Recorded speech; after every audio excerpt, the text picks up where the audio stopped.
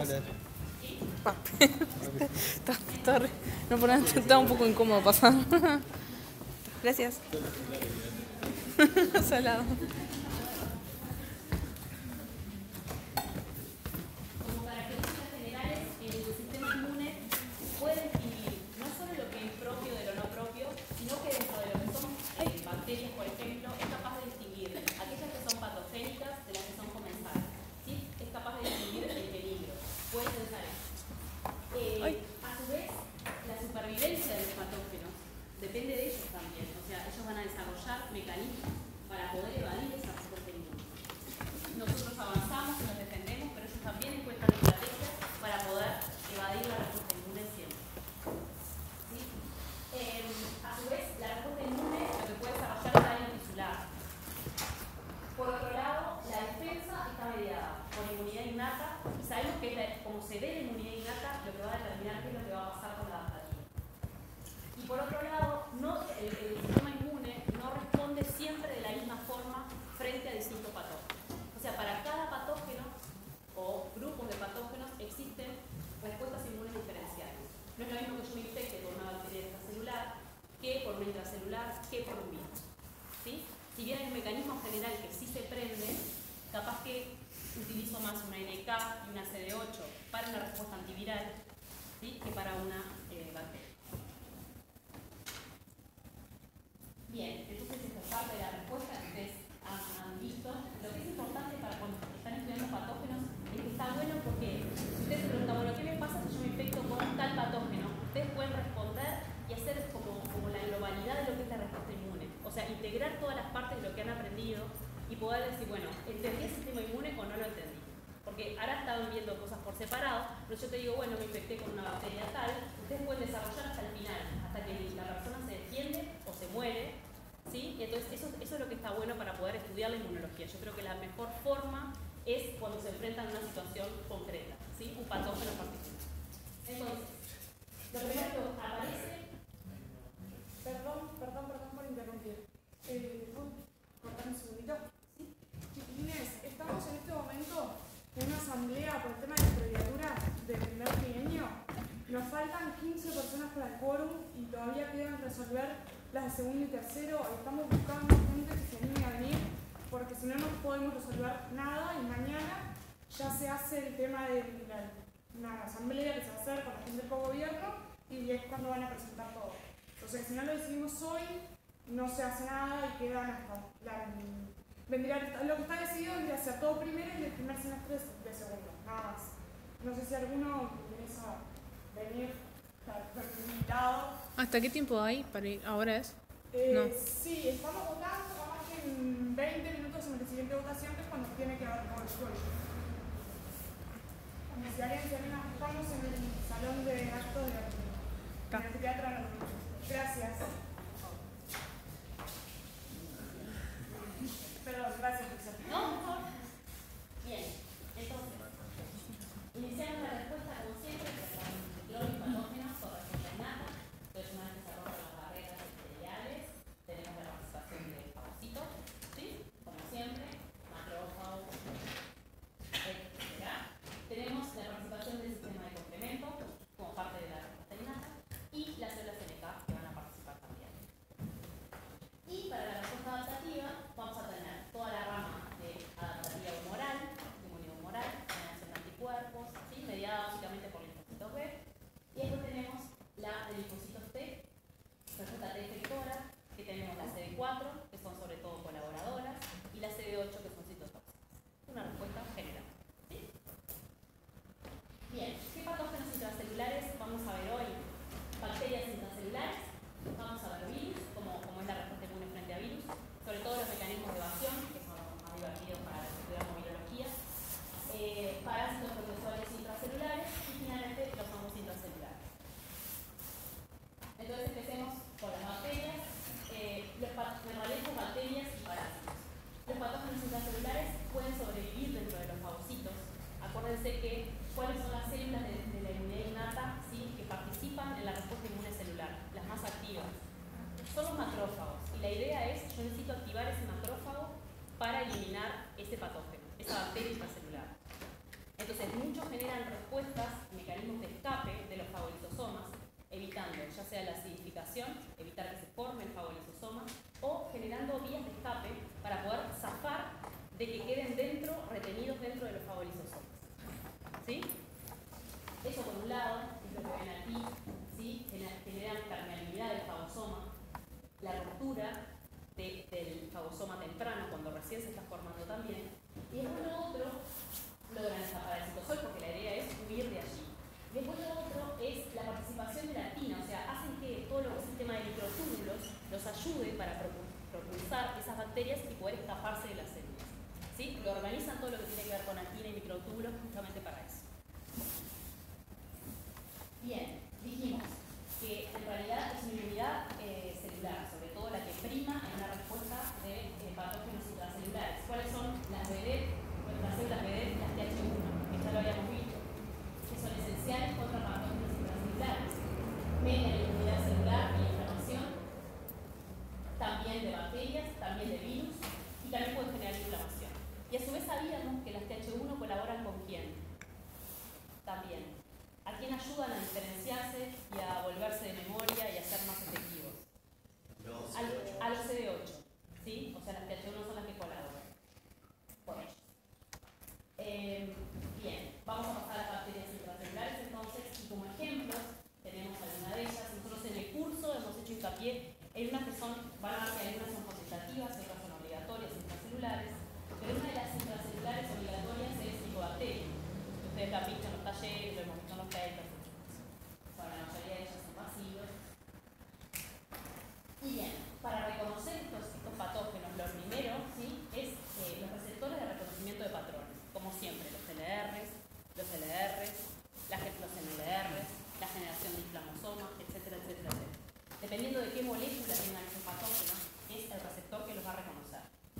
¿Y eso qué va a alargar? Va a alargar una cascada, ¿sí?, de señalización para finalmente generar citoquinas proinflamatorias, interferón gamma. Vamos a ver que para los virus lo que se desencadena es la generación y la expresión de interferón de tipo 1, ¿sí?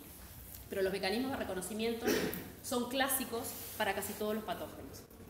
El tema es cuál se me está activando. Por ejemplo, si yo les digo que la bacteria tiene el EPS, ¿cuál es el receptor que lo va a estar reconociendo? TLR4. TLR4, ¿sí?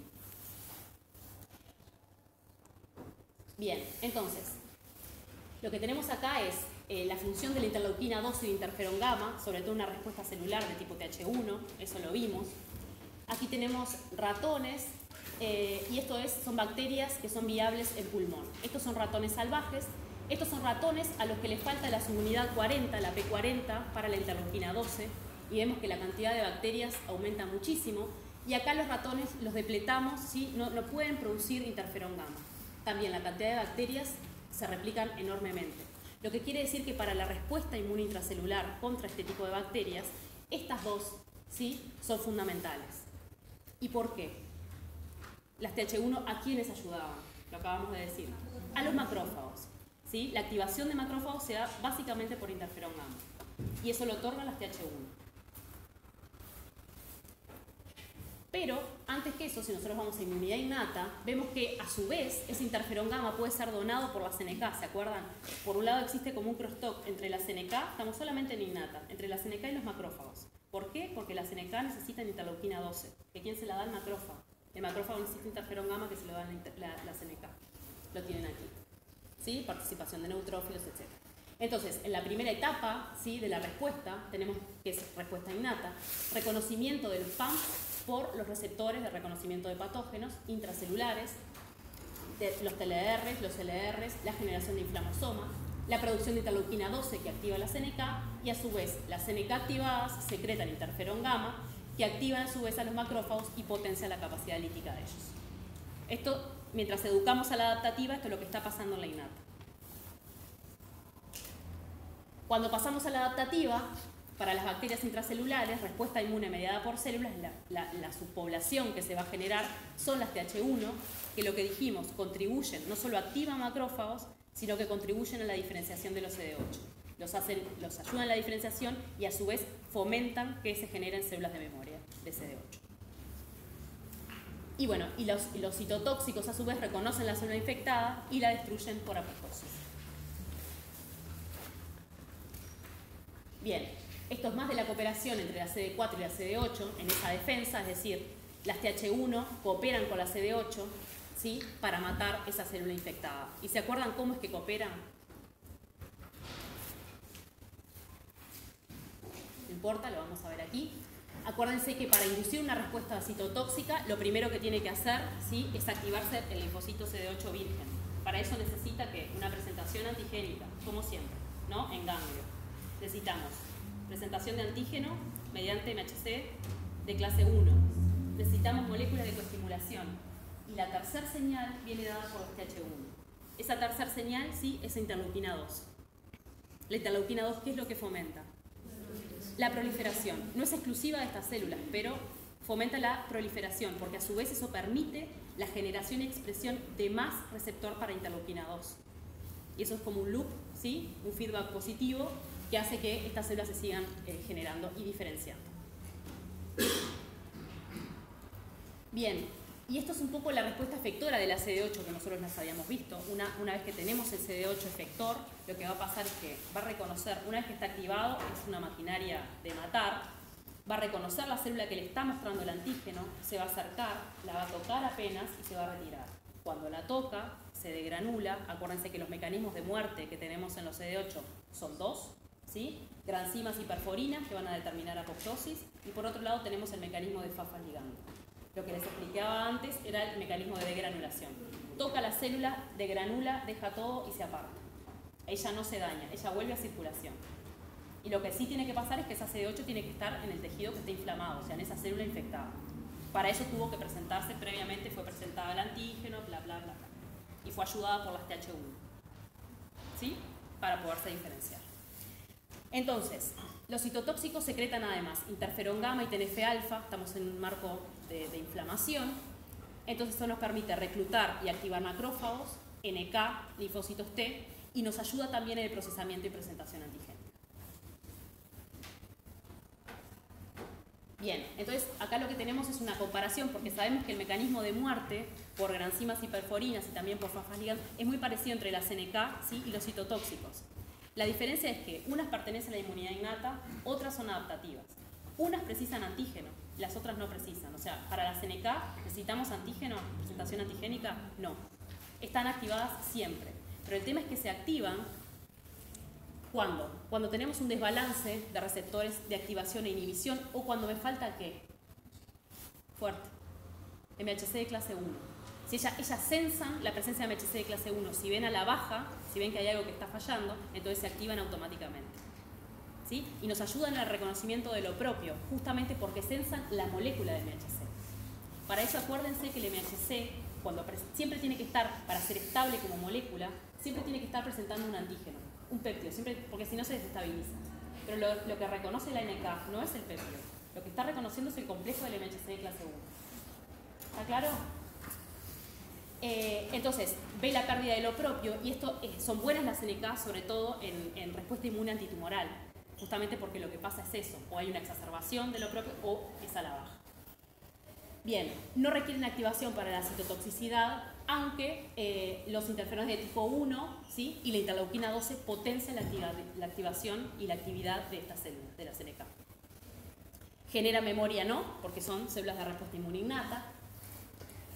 Y por otro lado tenemos los citotóxicos, que pertenecen a la adaptativa, que son específicas de antígeno, sin antígeno no hay vuelta, y ese antígeno lo reconocen mediante los receptores del TCR, por lo que sabemos, y requieren de su activación previa para generar la maquinaria citotóxica y generar memoria. Bien, ¿cómo hacen las bacterias para evadir, bacterias intracelulares, para evadir esa respuesta? Por ejemplo, pensemos una respuesta de linfocitos T citotóxicos. Imagínense que tenemos un patógeno intracelular aquí, que le va a mostrar ese antígeno a una CD8. Entonces lo que va a pasar es que se lo está mostrando, el CD8 ya fue previamente activado, reconoce ese antígeno. Entonces es la CD8 la que va a actuar sobre esta célula. Sin embargo, la NK, que también podría participar, lo que ella está haciendo es censando si hay MHC de clase 1. Y como hay, la NK no participa. Entonces es la CD8 la que se encarga de matar. Ahora, hay bacterias cuyo mecanismo de evasión lo que hacen es secuestrar el MHC de clase 1 y se lo llevan. Entonces la CD8 no lo puede reconocer, pero la NK sí, porque la NK lo que censa es si hay MHC expuesto o no, expresado o no. Entonces la muerte celular viene dada por las NK. ¿Qué es lo que tienen aquí? Muchas veces las bacterias intracelulares inhiben la expresión de MHC de clase 1 en la célula infectada. Lo otro que tenemos también, cuando hay caso de inflamación grave, es la formación de granulomas. Que en realidad el granuloma lo vimos para Mycobacterium. Es una forma de evasión si la respuesta es de tipo supresión. Porque en realidad cuando tenemos exacerbación vamos a tener este tipo de granuloma de tipo TH1, ¿no? Una respuesta TH1, donde los linfocitos T van a quedar alrededor y en el medio, ¿qué es lo que vamos a tener nosotros? En el centro del granuloma. Macrófagos activados. Entonces, macrófagos activados que tratan de ir con esa respuesta. Hay bacterias en la vuelta. Las células centrales son multinucleadas o sincicios. Las células epitelioides más grandes quedan alrededor. Y esto forma nódulos que son palpables, se liberan enzimas líticas y causan daño tisular. Esto es un granuloma clásico que podría ser bien por Mycobacterium. Y acá donde les hablaba de la distinta presentación, o sea, acá tienen un granuloma, que si bien es un granuloma, lo que va a generar es la muerte de la mayor cantidad de las bacterias, o sea, después ese granuloma se puede llegar a reducir, si bien se genera una respuesta inflamatoria fuerte, después puede llegar a controlarse. En este caso, ¿sí?, que es un caso de supresión, porque donde priman son citoquinas de qué tipo, que es lo que puede pasar, que vimos en los distintos tipos de respuesta inmune frente a Mycobacterium. Puede ser que la respuesta, en lugar de que sea inflamatoria, que es este caso, donde básicamente lo que tienen son TH1 en la vuelta, mucho interferón gamma, interleuquina 12, etc. Lo que puede pasar también es que se dé en el marco de citoquinas supresoras, TGF-beta, interleuquina 10, ¿sí?, que lo que van a hacer es favorecer a quiénes, a que aparezcan quiénes, las T reguladoras.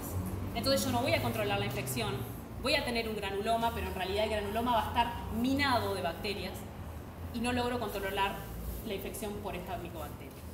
Y una cosa importante acá, imagínense que esta persona está infectada, esta es una célula epitelial del pulmón y esta célula dendrítica es la que está agarrando el antígeno. Entonces, si la célula dendrítica agarra el antígeno de esta manera, o sea, extracelular, ¿cómo lo va a presentar? ¿Es antígeno de qué tipo? Este antígeno es extracelular, ¿verdad? Entonces lo expresa como MHC de clase 2. Pero también lo puede mostrar por MHC de clase 1. ¿Por qué? Porque puede hacer cross-presentación. ¿Sí? Puede presentar el antígeno por las dos vías. A su vez, si esta dendrítica fue infectada eficientemente por el Mycobacterium, en realidad los va a presentar normalmente como MHC de clase 1, pero también puede cross-presentar para MHC de clase 2. Entonces, dependiendo de cómo se da esa presentación, y acuérdense siempre, dependiendo cómo se activan esos CD4, si el marco es de inflamación, se van a generar TH1 y ahí van a formar ese granuloma, pero que va a contener la infección, van a tener CD8 en la vuelta, NK en la vuelta, va a estar bastante mejor que si ustedes lo que generan es una respuesta a la baja, una respuesta supresora. ¿Sí? En realidad, Mycobacterium tuberculosis puede ser la misma, ¿sí? O sea, muchas veces la respuesta del paciente también, de cuánto es el inóculo inicial que vos tenías, de cómo sea la presentación antigénica. Bien, lo que dijimos hoy, los mecanismos de evasión de la fagocitosis es el blanco principal de muchas veces de este tipo de bacterias. Lo que quieren es escaparse de los fagosomas, evitar la formación de los fagolisosomas. Muchos generan resistencia a los efectos de agentes oxidantes, por ejemplo las especies reactivas de oxígeno y nitrógeno, ¿sí? Logran resistir eso, que eso viene de la activación del macrófago. Otros impiden la maduración de los fagosomas, por ejemplo la acidificación, evitando que se forme ese fagolisosoma. Y lo que puede pasar también es que tengan proteínas, sinteticen proteínas que les permitan romper la membrana del fagosoma y poder escaparse, porque lo que no quieren es quedarse adentro de un macrófago que está activado. Bien, lo otro que puede pasar es la inducción de la producción de citoquinas supresoras, que es lo que vimos recién. Se puede producir TGF-beta e interleuquina 10 por las dendríticas y los macrófagos, ¿sí? Entonces ahí se va a favorecer una diferenciación hacia Treg, que era lo que veíamos hoy. Y eso no nos va a permitir combatir esas bacterias extracelulares. Lo otro que puede pasar es que esa bacteria lo que puede hacer es modular cómo se presenta el antígeno puede inhibir lo que son las moléculas de coestimulación, ¿sí? Y la expresión de MHC de clase 2, evitando que se exprese. Puede haber inhibición de la internalización de los componentes bacterianos, justamente si no se endocita, yo no lo puedo presentar, y eso lo genera la bacteria también. Y a su vez hay inhibición de procesamiento del antígeno. Y finalmente, lo que pueden generar las bacterias estas es una inhibición de la activación de los linfocitos. Entonces lo que hacen es fomentar la fosforilación tanto del TCR como del BCR que los va a reconocer. Entonces si así yo me evito el reconocimiento y no hay presentación antigénica. Aumenta la apoptosis, ¿sí? Pero no de parte de la célula que está infectada, por parte de los linfocitos. Y la diferenciación ATR que se une con el aumento de citoquinas supresoras que vimos al principio. Todos esos son mecanismos de evasión que tienen estas bacterias intracelulares. Bien. Entonces, estos son algunos ejemplos. Lo que dijimos, hay bacterias que pueden ser facultativas, que pueden tener estadios de vida fuera de las células, y hay otras que son obligadas, como estas de aquí. Ahora pasamos a los virus. Y lo que les dije a los compañeros, en realidad, esta es la parte que a mí me gusta más, porque mi formación es virológica. Yo no soy médico, yo soy bioquímica, pero lo que sí les puedo decir, que les dije a todos los otros grupos, es que en realidad Uruguay lo que está necesitando son virólogos clínicos. O sea, no tenemos gente que venga de Facultad de Medicina, que sepa bien de virología, o sea, que esté en la interfase. No necesariamente investigación como hacemos nosotros, que esté en la clínica, pero que esté ahí. Eso es algo que estaría muy bueno que si estuvieran interesados. No estoy vendiendo, pero en realidad, o sea... y aparte es fácil, o sea, son fascinantes.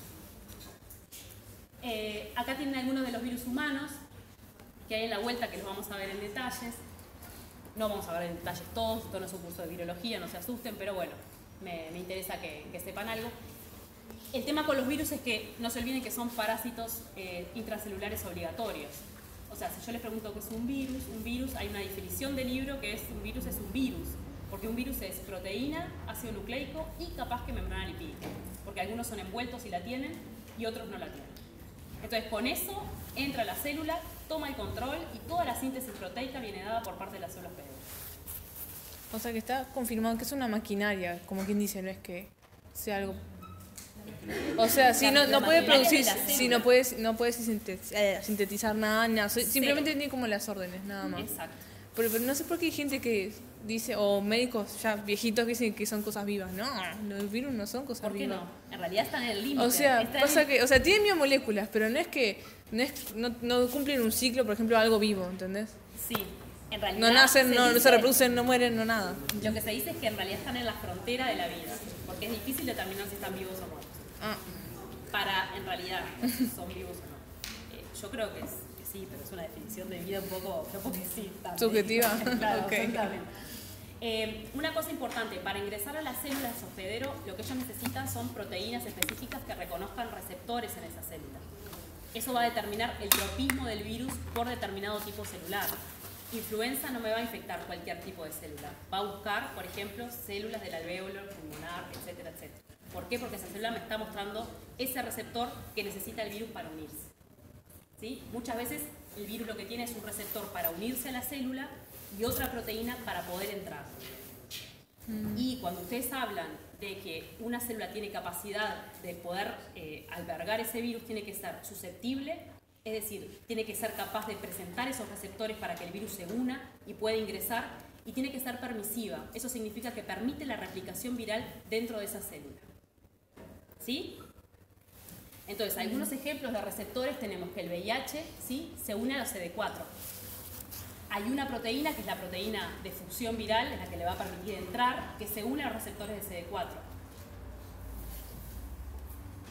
Epstein-Barr, ¿sí?, que es un herpes virus, es el que genera la mononucleosis, se une a CD21.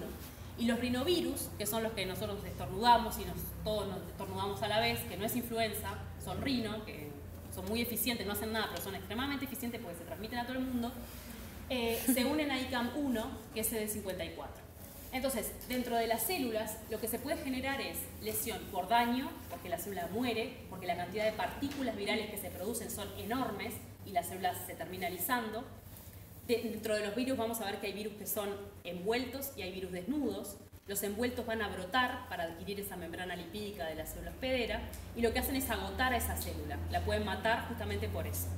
Y en otros casos, esto estamos hablando de lo que sería infección aguda.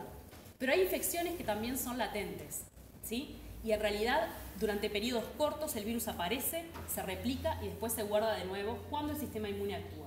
El caso clásico, herpes. Entonces, si ustedes tienen herpes, si tenemos herpes, nunca nos vamos a deshacer del virus. Él siempre va a estar ahí. El tema es que nosotros lo mantenemos a raya, ¿sí? La respuesta inmune contra herpes es muy efectiva, pero él encontró un mecanismo de evasión que es quedar latente. Entonces, él queda ahí y nosotros no nos lo podemos sacar de arriba. Bien. Lo que les decía, tenemos la distinción, una de las clasificaciones que podemos hacer es entre virus envueltos y virus desnudos. Nomás como ejemplo, virus envuelto, influenza, HIV, hantavirus, todos tienen esta membrana que viene de la membrana plasmática de la célula que ellos infectaron. Y los virus desnudos, como es el caso de adenovirus, es solo proteína. Y estas espículas que ven acá son los receptores de superficie que les permiten entrar a la célula. En este caso, los receptores de superficie los tenemos aquí. Son estas proteínas de acá. Otra clasificación que se hace es que, dependiendo de la naturaleza del genoma que tenga el virus, van a tener virus ADN, ARN. Dentro de los ADN van a tener simple hebra, doble hebra. Dentro de los RNA van a tener RNA, doble hebra, simple hebra. Y dentro de los RNA simple hebra, de polaridad positiva o de polaridad negativa. Lo que les permite a los virus, en realidad, infectar a cualquier organismo vivo del mundo. ¿Sí? Son capaces de infectar todas las especies vivientes que vemos, desde el mar hasta el aire, todas. Bien, ¿por qué yo digo que los virus RNA son de polaridad positiva? ¿A quién le tocó el seminario de dengue? Dengue es flavivirus y tiene polaridad positiva. RNA, polaridad positiva. ¿Qué significa eso? RNA polaridad positiva significa que tiene la misma polaridad que un mensajero. Una vez que ingresa a la célula puede traducir directamente. No necesita pasar por una etapa, ¿sí? Copiar primero ese DNA, ese RNA de cadena negativa a cadena positiva para poder producir las proteínas.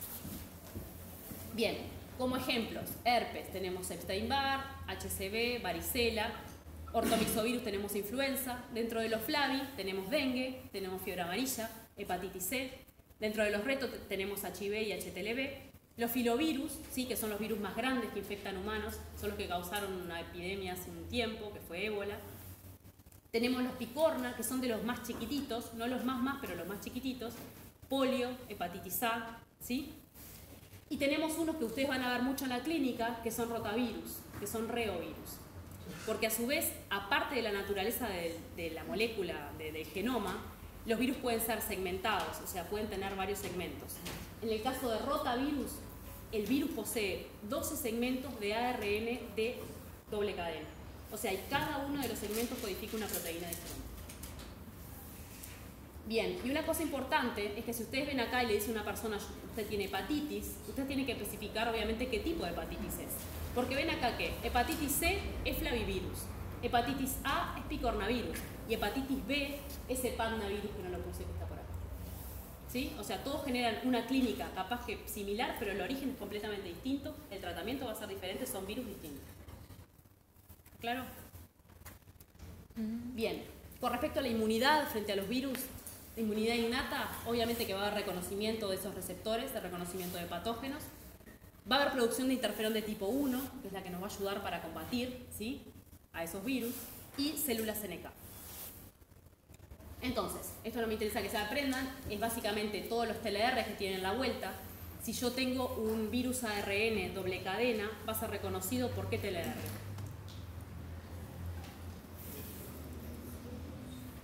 El 7 en realidad es simple hebra, el 3 es doble hebra, ¿sí? Y en general son TLRs que se ubican en el endosoma. Y no es casual, porque en general esos virus ingresan, ¿sí?, por mecanismos de endocitosis mediada por receptor. Entonces ellos ya se encuentran ahí y son reconocidos por los TLR. A su vez, por supuesto, hay node-like receptors, también el LR, algunos LRs. ¿Cuál es el objetivo final? Generar interferón de tipo 1 y citoquinas proinflamatorias. Y también hay unas moléculas, ¿sí?, que son citoplasmáticas, que se llaman RIG1, o MDA5, que son también capaces de reconocer genomas extraños, genomas virales, ARN doble hebra, por ejemplo. Entonces, cada TLR reconoce distintos PAMP y eso gatilla distintas respuestas. Interferón, citoquinas proinflamatorias, molécula de coestimulación, etc. Bien, esto es un poco más de lo mismo, las vías de señalización que son activas por los virus. En el caso de Rigai se encuentran sobre todo en células endoteliales, fibroblastos, DC convencionales, macrófagos, TLR3 en general en células dendríticas, epiteliales, macrófagos, NK, mastocitos, fibroblastos, y las TLR7 y TLR9 en general en células dendríticas plasmacitoides. ¿Se acuerdan de qué linaje eran? ¿De qué origen eran las plasmacitoides? ¿Eran mieloides o linfoides? Eran linfoides, ¿sí? Y eran grandes productoras de interferón 1. Entonces, la participación en inmunidad antiviral de estas plasmacitoides es elevada. Bien, esto nomás para mostrarles la estructura de lo que sería una RIG1, que son esas proteínas citoplasmáticas que pueden reconocer ARN virales. No me interesa que se aprendan esto, simplemente para que vean que estas proteínas son helicasas y que lo que hacen es, son citoplasmáticas y reconocen ARN doble hebra. Dentro de ellas se encuentran Rigai, que capaz que la vieron en un paper, MDA5, LPG2, y gatillan la producción de interferón tipo 1, igual que los TLRs, igual, ¿no? O sea, las vías van a converger en la generación de interferón tipo 1 y de citoquinas proinflamatorias. Y estas se complementan en general con lo que viene del TLR3, o sea, recibe las señales de ambos y se activa. Y luego del reconocimiento se reclutan proteínas que son adaptadoras, porque el tema es así, ustedes tienen lo que son TLRs, ¿sí? No importa, TLRs, Rigai, después tienen proteínas adaptadoras, ustedes ya vieron MID88, etcétera, etcétera. Después vienen las quinasas, ¿sí? Cascada, tiqui, tiqui, tiqui, tiqui, factores de transcripción, y después al final lo que van a hacer es generar, van derecho al genoma para fomentar la expresión de interferón tipo 1, por ejemplo, en este caso. ¿Sí? Bien. Entonces lo que decía, finalmente activan la síntesis de interferón tipo 1 y de citoquinas proinflamatorias. El interferón tipo 1 en realidad es, una vez que se genera el interferón, es sensado por el resto de las células, no solo por la célula que está infectada, sino por el resto, y lo que permite es la expresión de genes que son de respuesta al interferón. No es que el interferón tenga la acción antiviral en sí misma, es que el interferón permite la expresión de otras proteínas más, que no se conocen todas, se conocen algunas, y esas proteínas tienen actividad antiviral. Por eso es importante el interferón tipo 1. Bien. Esto como ejemplo, Rigai, por ejemplo, reconoce ARN doble hebra cortos y simple hebra con trifosfato, por ejemplo, en paramixo los van a encontrar, en influenza, en el virus de la encefalitis japonesa. No me interesa que se aprendan esto, o sea, simplemente como información. El MDA5 reconoce ARN doble hebra largos, como en el caso de los picornavirus, y el TLR3 reconoce péptidos, en realidad RN doble hebra, pero bien cortitos, que podrían venir de virus West Nile, respiratorio sincicial, virus de la estomatitis vesicular, etcétera, etcétera. Esto es lo que les decía hoy recién, o sea, las vías de señalización inducen finalmente la transcripción de genes vinculados, por ejemplo, al interferón. Partimos de TLRs, no importa cuál sea, pero en el caso de los virus, TLR3, TLR7, TLR9, Rigai, MDA5, que son los que pueden ser capaces de reconocer genoma viral, ¿sí? RNA doble hebra, por ejemplo. Se activan los adaptadores, se unen con moléculas adaptadoras, con proteínas adaptadoras, pasan a las quinasas, cascada de señalización, factores de transcripción y directamente se va al genoma, ¿sí? Para producir interferón de tipo 1. Y a su vez esto también va a dar lugar después a que en el genoma los elementos de respuesta al interferón se activen y promuevan la expresión de proteínas antivirales. Y esto es una respuesta innata. Acá no importa la naturaleza del virus, no importa cómo venga, o sea, todos van a actuar de la misma manera. Sí importa si se activa por TLR3 o TLR7 o 9, porque depende de qué virus fue el que entró, pero no hay una especificidad de antígeno. Bien, esto solamente para mostrarles que hay mecanismos de evasión viral, o sea, por cada proteína que yo tengo en la vía, TLR, Rigai, hay una proteína viral supresora, ¿sí? Que va a evitar el reconocimiento. Acá les pongo algunos casos, bueno, en realidad esto es una foto de un paper. Con respecto a los interferones tipo 1, lo que decíamos hoy, inhiben la replicación viral y presentan la primera línea de defensa antiviral. Y son súper importantes porque fomentan la expresión de genes vinculados al interferón, que responden solamente al interferón. ¿Por qué? Porque dentro de sus promotores hay elementos de respuesta al interferón, el interferón se posa ahí y aumenta la transcripción de genes relacionados con interferón que tienen respuesta antiviral. Son esas las proteínas que van a actuar sobre los virus. Entonces, inducen la resistencia de la replicación viral en todas las células. Lo que hace el interferón es genera lo que se llama estado antiviral. Yo, célula infectada, le aviso a mis compañeras que yo estoy infectada. Así que ustedes empiecen a abrir los ganchos. Yo empiezo a producir interferón, empiezo a generar más expresión de mi receptor para interferón tipo 1 y lo que ellas hacen es aumentar también, sensan eso, aumentan la expresión y a pesar de no estar infectadas, logran generar una respuesta de interferón también. Eso genera lo que se llama estado antiviral. Bien, promueven, y en este caso para interferón tipo 1, siempre cuando vean interferón tipo alfa o beta, son interferones de tipo 1. Aumenta la expresión de MHC de clase 1, con lo cual también fomenta la presentación antigénica. ¿A quiénes? A la CD8, ¿sí? Finalmente eso me va a repercutir en el futuro para que puedan presentar bien ese antígeno a la CD8. Y a su vez activan a la CNK para matar, ¿sí?, células que fueron infectadas. Porque acuérdense que la CNK también participa en la respuesta inmune antiviral. Entonces esto era lo que les decía, el interferón alfa y beta interactúa con el receptor presente en la superficie de las células infectadas, pero también de las células vecinas. ¿Sí? Entonces se genera todo ese estado antiviral, a pesar de ser ella la sola célula que fue infectada. Una vez que se unen al receptor, lo que yo les decía, se inducen genes, ¿sí?, que responden al interferón. Y entre esos genes, esto lo vamos a pasar, entre esos genes me interesan estas proteínas, que son las que más se conocen. ¿Sí? Es decir, el interferón 1 lo que hace es generar la expresión de miles de genes. Pero al día de hoy no se han caracterizado todas las proteínas que se generan. Se conocen unas pocas, bien caracterizadas, o sea, cuál es el mecanismo exacto que tienen. Entonces, entre ellas tenemos ICG15, que ahora la vamos a ver, 2,5-oligoadenilato sintasa, la MIX1, RNasa L y la proteína quinasa R. Esto simplemente para mostrarles el mecanismo, simplemente eso. La ICG15 lo que es una molécula, es una proteína muy chiquitita, que lo que hace es marcar proteínas virales. ¿Sí? Las marca y esas se van a eliminar. Eso es un caso. O sea, son mecanismos sencillos. En el caso de la MIX1 o MIX-A, aquí la tienen, lo que hace es establecer, en presencia del virus, forma como oligómeros. Y en realidad lo que forma es como jaulas, y eso le permite atrapar partículas virales, que es lo que ven acá. ¿Sí? O sea, acuérdense que esta proteína se expresó porque el interferón tipo 1 actuó sobre un promotor que tiene un elemento de respuesta al interferón y eso le permite su expresión. No es el interferón 1 el que genera esto, en realidad sí, pero es esta proteína la que realmente tiene actividad antiviral. ¿Queda claro?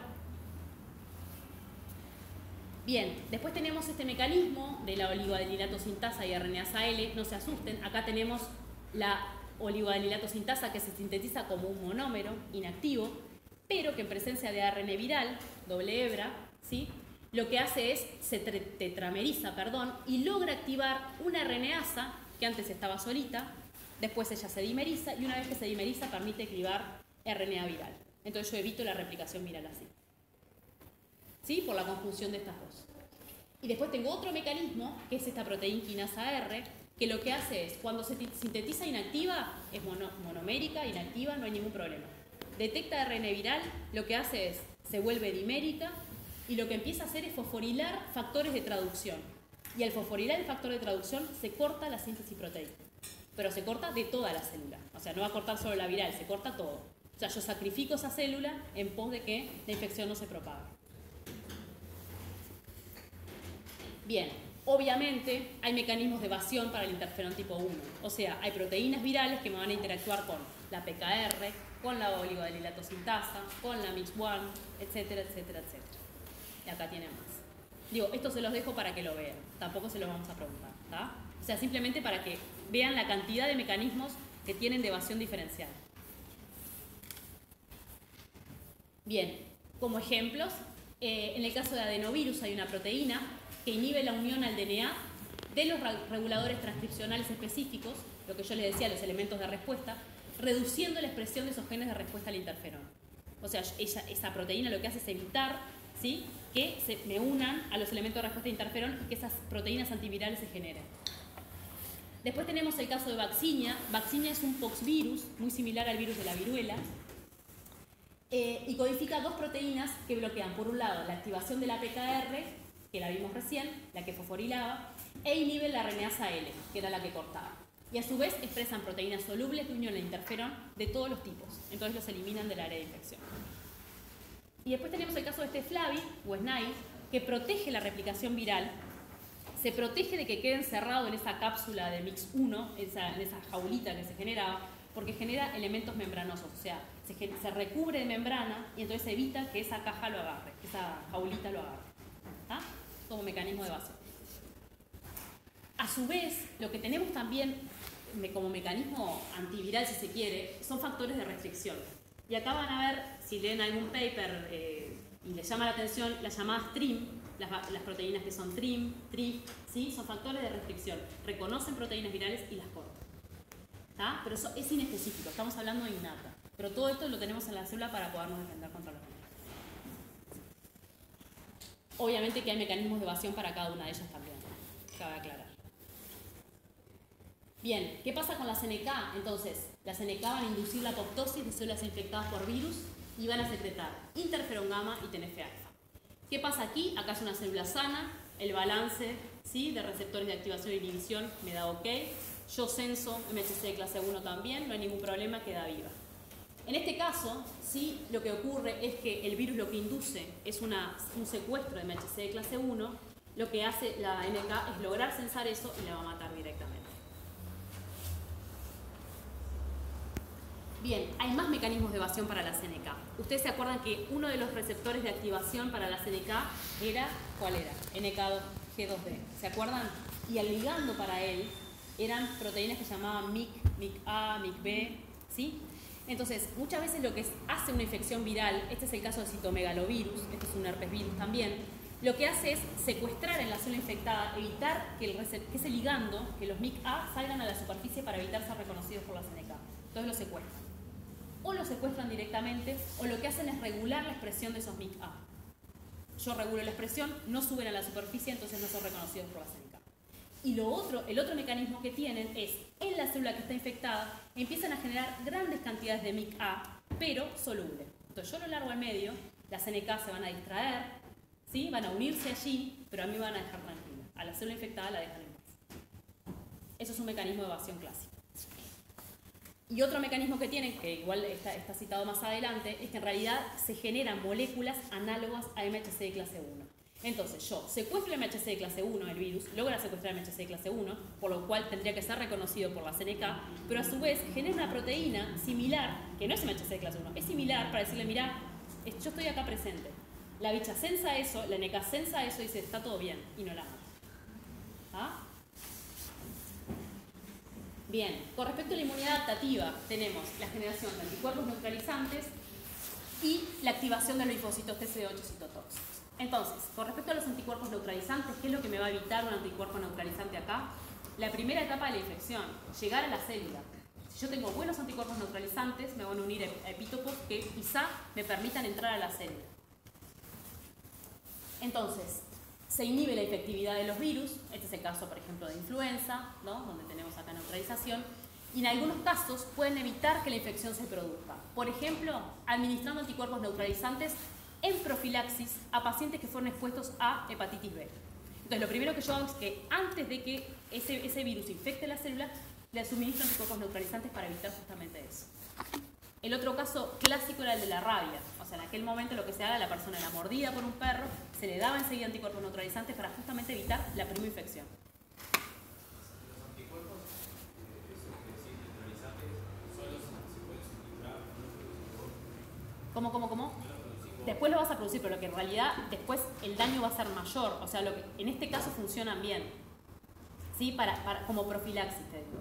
En otros casos sí, obviamente que vos vas a producir anticuerpos neutralizantes siempre. Siempre. Bien. De nuevo, para un estado antiviral lo que vamos a tener es participación de interferón tipo 1, participación de NK con respecto a la innata, y en la adaptativa los linfocitos B Para la neutralización, que es lo que vos decías, van a estar en la vuelta, van a producir anticuerpos neutralizantes. Acá también están los mecanismos de evasión que tienen los virus para evitar el reconocimiento por anticuerpos neutralizantes. Si yo cada vez voy mutando, y acuérdense de eso, en realidad piensen que un virus ARN, ¿sí? Las ARN polimerasas no tienen capacidad de corregir errores, como las ADN polimerasas.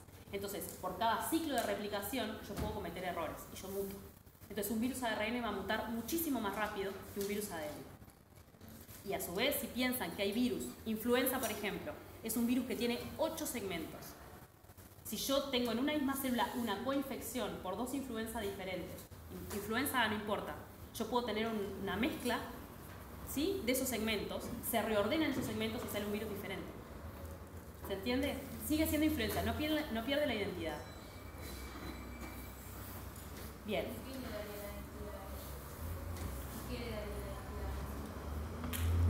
No pierde, sigue siendo influenza siempre. En el sentido de que son las mismas proteínas las que va a producir. Vas a tener proteína F, proteína N, ¿sí? Proteína de cápside, de nucleocápside, siempre van a ser las mismas. El tema es que antigénicamente van a ser reconocidos diferencialmente. Pero nunca mutar con otro virus de otra, así esa combinación que tuviste con un virus de influencia de otra cosa. No, en general no se da. Es decir, en realidad hay una restricción. Muchas veces lo que pasa es que hay restricción para una misma célula sea infectada por virus distintos. Vos podés tener coinfección, pero en general también existen como factores de restricción para una infección completamente atípica, digamos. Influenza y picorna, ponele. Bien. Esto es una inmunidad frente a virus normal. En la primera oleada lo que tenemos es producción de interferón tipo 1, TNF-alfa e interleuquina 12. Aparecen después las NK para tratar de matar y mientras tanto se monta la respuesta adaptativa de células T, CD4 para cooperar con la CD8 y también para generar esos linfocitos que van a producir anticuerpos neutralizantes y los citotóxicos claves. Esto ya lo vimos, evasión, ¿sí? En la parte del reconocimiento por TLR, RIGAI, van a encontrar proteínas para todo, para evitar todo el reconocimiento. A su vez hay una evasión por interferencia de la actividad de cito y quimoquinas. Lo que producen los virus son proteínas solubles, ¿sí? Homólogas a receptores, por ejemplo, homólogas al receptor de interferón, homólogas al receptor de TNF-alfa, entonces yo distraigo el sistema inmune y nunca llega a activarse. Luego tenemos inhibidores de la PKR o la RNasa L. Tenemos inhibición también de la producción de citoquinas, ¿sí? Sobre todo la interleuquina tipo 1. Proteínas homólogas a citoquinas, justamente para bloquear los receptores y evitar la activación. Y también producción de citoquinas inmunosupresoras, por ejemplo, interleuquina 10. Bien, entonces, más mecanismos de evasión, ya vimos los de la CNK. Con respecto a la expresión o función de los MHC, hay una inhibición, se generan proteínas para inhibir la expresión, ¿sí? O la degradación MHC de clase 1-2. Hay bloqueo de transportador de TAP para evitar presentación antigénica y muchas veces se bloquea la acidificación de endosomas, ¿sí? Ustedes presentan el antígeno por endosomas y eso se va a presentar a qué MHC. 1. 2. Porque el MHC de clase 1 provenía de dónde? Intracelular y se procesa por dónde. Exactamente. Después tenemos producción de análogos, ¿sí? Del receptor de Fc gamma, inhibición de interacción, inhibición de activación también de vía clásica del complemento. Y después tenemos toda la parte de variación antigénica, o sea, mutación de secuencias que codifican para los epitopes T o B. Lo que hablamos recién, el caso típico de una variación antigénica, influenza. Ustedes tienen influenza que es estacional, que circula, ¿no? Y circula durante las distintas estaciones en norte y sur, y las formulaciones de vacunas se hacen en base a lo que está circulando en este momento. El virus puede mutar un poco, pero no varía demasiado, o sea, va cambiando, ¿no? Ahora, si ustedes piensan en lo que pasa en las pandemias, la cosa es completamente diferente, porque lo que se genera ahí es un salto antigénico. ¿Y eso es a raíz de qué? Imagínense, yo tengo una influenza, ¿sí? A, que viene de un ave. Me infectó un chancho, que ese era el clásico conocimiento de cómo se generaban las pandemias. En aquel momento, ahora se sabe que también hay otras cosas diferenciales. Tengo una influenza que viene del ave, me infecta el chancho. ¿Por qué? Porque el chancho tiene los receptores para la influenza del ave, ¿sí? Para la influenza aviar. Tengo otra influenza que me viene del humano, me infecta el chancho porque también tiene receptores para poder infectarlo. Lo que se genera dentro del chancho, ¿sí? De la célula del chancho, es un reordenamiento. de genes. Y ahí sí, porque yo mezclo dos especies distintas. Influenza sigue siendo el mismo, pero mezclo dos especies distintas. Lo que me sale es un virus que los humanos jamás vieron. Y ahí viene la pandemia. Lo que se vio actualmente es que muchas veces las aves también pueden ser coinfectadas, obviamente por influenza aviar, pero también por influenza humana. Entonces, el reordenamiento también se puede generar ahora directamente en el ave. Y piensen que en realidad el sistema inmune jamás lo vio. Y lo que genera en realidad es una muerte, pero piensen que la pandemia, la gripe española, ¿sí?, de 1918, mató más gente que la Primera Guerra Mundial. Y eso fue de una, brum, así. Bien, esto es parte de lo que se genera por variación antigénica. Y después, la otra estrategia que tienen de evasión es infectar directamente células que están relacionadas con el sistema inmune. O sea, piensen en HIV, su célula blanco son los linfocitos TCD4, ¿sí? CXRC, no importa. Entonces, justamente generar un estado de inmunocompetencia, yo depleto, lo que hace el virus es buscar la depresión de esos CD4, ¿para qué? Para poder seguir proliferando y que no haya una respuesta contra él. HTLV lo mismo, etcétera, etcétera. O la otra, en el caso de herpes virus, lo que hace ese virus es ocupar el 80% de su genoma en sintetizar proteínas de inmunosupresión o proteínas que me contrarresten el sistema inmune. ¿Por qué? Porque aparte piensen que es un virus ADN, o sea, mucho él no puede cambiar, pero todo lo que hace es generar proteínas para contrarrestar la respuesta inmune. Cuando él no puede cambiar, lo que hace es tratar de evitar la respuesta inmune. Bien, vamos ahora a parásitos protozoarios intracelulares. Brevemente, lo que tenemos acá es Leishmania, Cryptosporidium, Trypanosoma, Toxoplasma, Plasmodium, etcétera, etcétera. Estos también son parásitos intracelulares obligatorios, pueden multiplicarse dentro de los fagocitos y frecuentemente causan una enfermedad crónica. Entonces, ¿cuáles son las ramas de la inmunidad innata que se activan? Obviamente el reconocimiento de los receptores de reconocimiento de patógenos, TLR, CLR, inflamosoma, linfocitos T, gamma delta participan y células NK. Y en la adaptativa, linfocitos TCD4, TH1 y los CD8, citotóxicos. Y a su vez hay anticuerpos específicos que facilitan en realidad la fagocitosis en etapas que pueden ser extracelulares de estos parásitos. Por ejemplo, en el caso de T. cruzi hay una etapa que se llama mastigota, ¿sí?, que son no de vida libre, pero que están circulando y que es más fácil la producción de anticuerpos allá. Bien, esto por ejemplo es un caso de Leishmania que puede ser reconocida por el complemento, por el sistema de complemento y generar el MAC aquí, ¿sí?, para poder destruir directamente el parásito. También hay participación de neutrófilos, de macrófagos y bueno, esto es activación, ¿sí?, por TLR2, TLR4 y generación de citoquinas proinflamatorias. Pero a su vez es un parásito que puede habitar dentro de las vacuolas.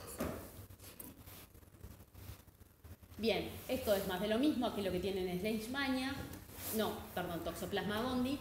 Tiene presentación, ¿sí?, de células presentadoras de antígeno que van a captar el antígeno, van a activar, ¿sí?, la respuesta adaptativa, TCD4, TCD8. Las NK también participan y es sobre todo el macrófago, ¿sí?, con especies reactivas de oxígeno y nitrógeno que son capaces de, un macrófago activado, de eliminar a toxoplasma. Pero ojo, porque toxoplasma también se puede esconder, ¿sí?, y sobre todo se esconde en lugares inmunoprivilegiados, por ejemplo el ojo, ¿sí?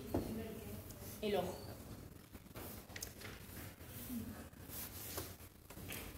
Bien, esto es lo que ocurre de balance inmunológico. Si yo tengo una parasitosis y mi respuesta inmune es equilibrada, lo que yo puedo tener es llegar a eliminar ese parásito o puedo tener una enfermedad sintomática crónica, ¿sí? No pasa nada, pero yo sigo teniendo el parásito. Por ejemplo, toxoplasma. Eso pasa también. O sea, toxoplasma queda latente, ¿sí? No me molesta mientras no reactive, pero yo lo mantengo a raya también. Lo otro que puede pasar es una exacerbación, ¿sí?, del crecimiento del parásito. Entonces ahí lo que se generan son cambios metabólicos importantes, porque en realidad son parásitos que consumen muchísima energía y agotan los recursos de la célula.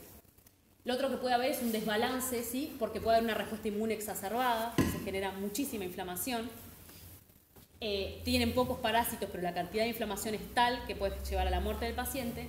Y finalmente, el otro desbalance que puede haber es yo tengo una alta cantidad de parásitos y también una respuesta inflamatoria elevada también. O sea, como que tengo un desbalance de los dos lados.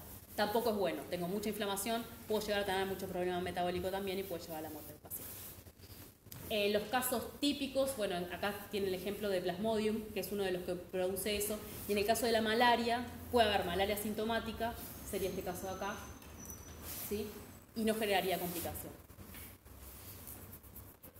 Bien, con respecto a T. cruzi, lo que puede hacer T. cruzi muchas veces es mediar una inmunoregulación, porque si es reconocido por TLR7 o TLR9, fomenta una buena activación de la respuesta inmune contra él. Si por el contrario el reconocimiento pasa por TLR2, que muchas veces puede pasar, lo que se induce es una inmunoregulación. Por otro lado, lo que hace T. cruzi es explotar al máximo, no le importa que el fagolisosoma, digamos que el macrófago se active, durante un estadio que es la mastigota. Porque si el tripanosoma en ese momento, esa mastigota lo que quiere es salir de la célula para infectar todo el resto. Entonces sí, activame, reventemos todo porque yo necesito salir de la célula. Bien, a su vez lo que puede pasar, lo que puede generar es una respuesta inmune retardada. Esto también lo genera el tripanosoma cruzi como mecanismo de evasión. El otro mecanismo, sí, es generar una activación policlonal todo el tiempo, muchas veces no reconociendo directamente antígenos de T. cruzi, ¿sí? Sin especificidad, y si yo tengo una activación policlonal, muchas veces no logro un buen reconocimiento específico, ¿sí? La afinidad va a ser baja. A su vez, pueden activar el complemento y puede generar una invasión de células no fagocíticas, y eso le permite vivir libremente ahí y no va a tener problemas. Pero a su vez, también, en el caso de que esté dentro del fagosoma, puede vivir dentro de los fagolisosomas. Eso no le molesta, ¿sí? Y a su vez, ¿por qué? No le molesta porque tiene vías para poderse escapar de allí. Y otra cosa es que en realidad el tripanosoma cruzi también es capaz de infectar, bueno, en realidad promover, no infecta, promueve la apoptosis en otras células. Entonces, al generar apoptosis por todos lados, muchas veces la apoptosis lo que hace es regular a la baja, se generan muchas citoquinas inmunosupresoras. Entonces yo genero un estado donde no hay activación y el loco pasa silente. Bien, finalmente en inmunidad contra hongos intracelulares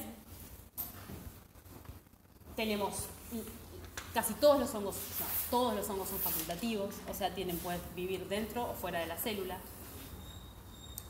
En general son patógenos que se llaman oportunistas, cuando la persona tiene un sistema de inmunosupresión, o sea, está inmunodeprimido, alguna enfermedad, algún trasplante, etcétera, etcétera. Ellos pueden ocupar allí su nicho. La forma que pueden tener puede ser de forma de levadura o puede tener forma de hifa, que es esos que son bien filamentosos. Y podemos tener infecciones de tipo cutáneas, como es el caso de cándida, o pulmonares. Las infecciones pueden ser superficiales, pueden ser cutáneas o pueden ser sistémicas. Y ahí la cosa se complica bastante, ¿sí? En realidad los hongos son difíciles de erradicar. Ahí pueden haber antimicóticos, pero es difícil de erradicar. Bien, en el caso de cándida, está presente en la microbiota mucocutánea y gastrointestinal, puede generar infecciones sistémicas y superficiales y genera como factores de virulencia, factores de virulencia, adherencia, enzimas degradativas y también cambio de morfología para poder. Entonces esto es un poco de la inmunidad innata, neutrófilos participan de la inmunidad innata, se generan péptidos antimicrobianos que ayudan a combatirla. Dentro de la inmunidad adaptativa lo que tenemos es generación de TH1, ¿sí? Y también hay participación de TH17, pero sobre todo los TH1 son los que participan en esta respuesta. Y los mecanismos que tiene de evasión, en general en hongos intracelulares, tenemos que lo que pueden generar los hongos son enmascarar, digamos, la presencia de PAMPs. ¿Por qué? Porque si bien yo puedo tener algunos PAMPs que pueden ser de naturaleza glucídica, ¿sí? Tipo manosa para ser reconocidos por los LR y eso, en general los PAMPs son de naturaleza peptídica. Ahora, si yo hongo me recubro de una cubierta de glúcidos, no voy a poder ser reconocido por ningún TLR. Entonces ahí evito la activación. Después lo que tenemos es una alteración de formación de fagolisosomas. Pueden sobrevivir, replicarse y también escapar de fagolisosomas sin problemas. Y finalmente los hongos pueden adaptarse a cualquier ambiente hostil. O sea, son capaces de resistir. Y pueden contrarrestar todo lo que viene por parte de los péptidos antimicrobianos. Eso lo pueden hacer. Bien, y para cerrar, esto es también lo que vieron en la clase anterior, siempre tiene que haber una coordinación para combatir infecciones, en realidad, de patógenos, intracelulares, entre la inmunidad innata y adaptativa. Hay una adaptación del sistema inmune a cada tipo de patógeno, eso es importante que lo recuerden, que los patógenos desarrollan mecanismos de evasión siempre para poder zafar de la respuesta inmune. Y también está bueno poder entender qué es lo que pasa en esa charla entre lo que pasa entre un virus y una célula para poder diseñar ya sea fármacos, vacunas, etcétera, etcétera. ¿Sí? Bueno, muchas gracias.